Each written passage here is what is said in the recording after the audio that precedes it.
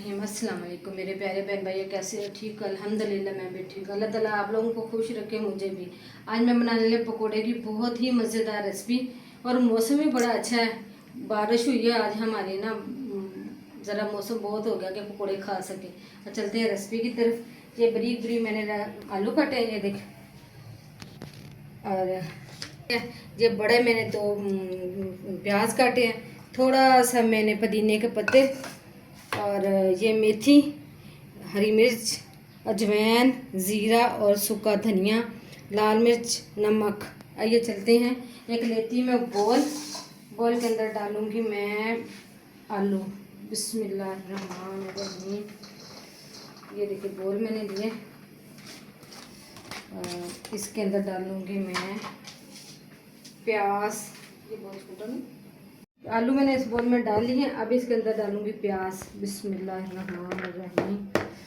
देखो ये प्याज डाल दिए मैंने, और डालूंगी इसके अंदर बेसन। बिस्मिल्लाहिर्रहमानिर्रहीम।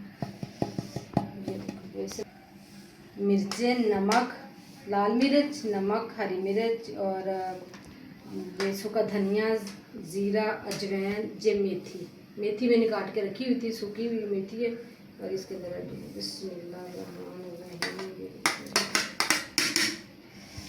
अब डालूंगी थोड़ा सा पुदीने के पत्ते, मैंने बरीक बरीक काटे हुए थे।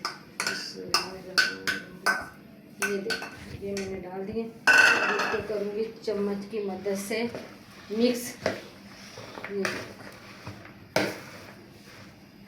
मेरा रेडी हो गया। आप लेते हैं एक कढ़ाई, उसके अंदर डालते हैं ऑयल। चलते हैं कढ़ाई की तरफ। कढ़ाई लिए, इसके अंदर मैं डालती हूँ ऑयल। बिस्मिल्लाहिर्रहमानिर्रहीम। अब इसके अंदर मैं डालूँगी बिस्मिल्लाहिर्रहमानिर्रहीम पकौड़ा। डालूँगे अब पकौड़े। बिस्मिल्लाहिर्रहमानिर्रहीम।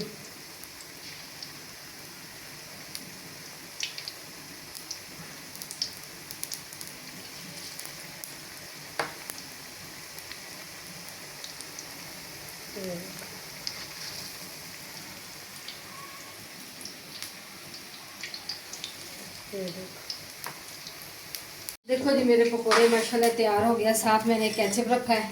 ये देखो पकोड़े तैयार माशाल्लाह मज़ेदार है। ये बिस्मिल्लाहिर्रहमानिर्रहीम, बड़े टेस्टी है। ट्राई करना, बताना कैसे, और कमेंट करना, शेयर करना।